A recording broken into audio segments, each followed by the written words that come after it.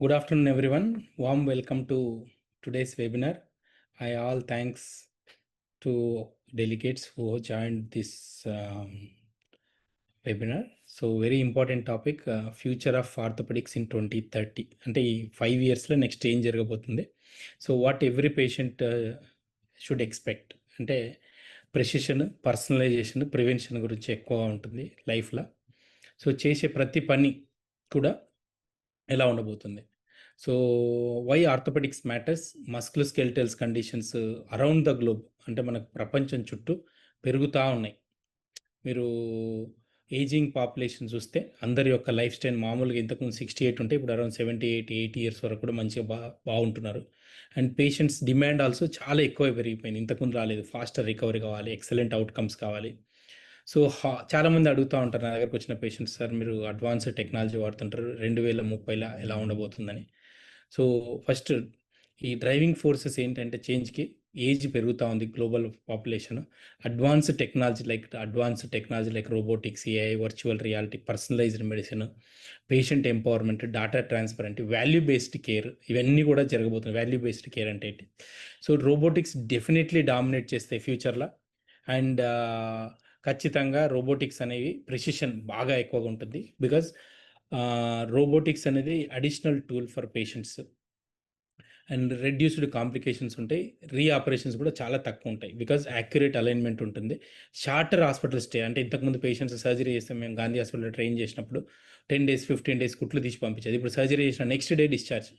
So robotic joint replacement gold standard అయితే 2030లో కంపల్సరీగా almost 95% of the patients are asking. So artificial intelligence ఎట్లా ఉండబోతుంది? So AI will read X-rays, MRIs more precisely. ఈ మధ్యలో ఒక పేషెంట్ నా దగ్గరకు వచ్చాడు.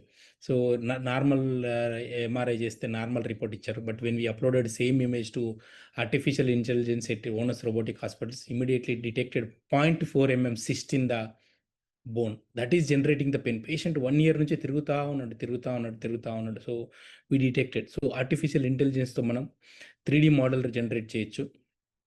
And early detection of problem ఉంటుంది. ఎక్సలెంట్ అవుట్కమ్స్ ఉంటాయి. అండ్ ఈ డయాగ్నోసిస్ అనేది బాగా చేసుకోవచ్చు. పేషెంట్ ఎక్స్పెక్టేషన్స్ అనేది ఏఐ తోటి faster, more accurate and personalised and preventive care బాగుండబోతుంది. అంటే ప్రతి పేషెంట్కి తన యొక్క జీనోమిక్స్ మనం ఇవ్వచ్చు. కస్టమ్ బేస్డ్ ట్రీట్మెంట్ అంటే ఒక పేషెంట్కి సూట్ అయినది ఇంకో పేషెంట్ కాకపోవచ్చు. సో దాన్ని మొత్తం కూడా మనం 2030 వరకు each patient has different protocol and treatment that fits you, not for average patient. So gold standard అనేది ప్రతి పేషెంట్ చేంజ్ అవుతుంది. ఇంకా టెలిహెల్త్ అనేది కంపల్సరీగా digital. So remote monitoring, virtual consultations చాలా పెరిగిపోతాయి. పేషెంట్కి ఒకసారి సర్జరీ వచ్చి చేయించుకోవాలి, మళ్ళీ ఫాలోఅప్ అంతా కూడా ఆన్లైన్లో జరుగుతుంది. వేరబుల్స్ అంటే వాచెస్, ట్రాకర్స్, సెన్సర్స్ చాలా ఎక్కువ వాడుతుంటారు. ఫిజియోథెరపీ చేయించిన తర్వాత పేషెంట్ ఎట్లా ఉన్నాడు ఇంటి దగ్గర నుంచే మనం రిమోట్ మానిటరింగ్ చేయొచ్చు. అండ్ రీజనరేటివ్ మెడిసిన్ 2030లో మేబీ నీ రీప్లేస్మెంట్ అనేది చాలా తక్కువ అయిపోయి ఈ advanced stem cell therapy, PRP, tissue engineering, peptides, nano technology బాగుండొచ్చు. సో ఇది చాలా advanced technology, faster recovery protocol. So surgery చేసిన తర్వాత చాలామంది at Onus robotic hospital we use ERAS, enhance recovery after surgery, pain free rehab ఉంటుంది. Surgery చేసిన 3 hours తర్వాత నడిపించడం, న్యూట్రిషన్ 6 hours తర్వాత ఫుడ్ పెట్టడం and walk soon, return to work. ఈరోజు హిప్ రీప్లేస్మెంట్ చేసిన పేషెంట్కి నేను 1 weekలో అతనికి షాప్కి వెళ్ళమని చెప్పాను. Is a car mechanic. So very happy.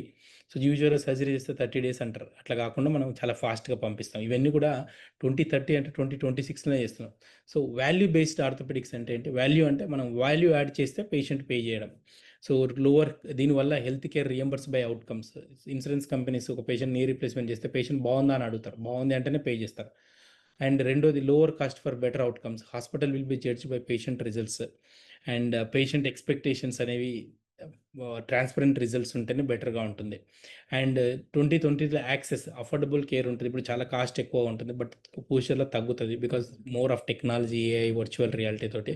So orthopaedics is no longer limited to big cities, it will go to even small cities, villages కూడా వెళ్ళిపోతుంది. అండ్ రిస్క్, డాటా ప్రైవసీ కానీ, టెక్ అడాప్టేషన్ కానీ, కాస్ట్ ఇంక్రీజ్ కావచ్చు, training work force for new technology కష్టం. So what patient should do, understand your options, choose high volume, high specialized doctors for advanced technology, especially for knee replacement, hip replacement. Always ask for robotics, AI, virtual reality. And teleconsultations compulsory ఉండాలి. Be proactive in rehabilitations technology వాడి చేసుకోవాలి. In 2030, we can like summarize like robotics, AI, virtual reality, personalized orthopedic care, faster recovery, less invasive, more targeted treatments on time. So thank you all for joining today. And we are happy to announce we got best top doctor award in 2026 thanks to 3 rated from USA. And we are very thankful to all our patient doctors and staff. Thank you.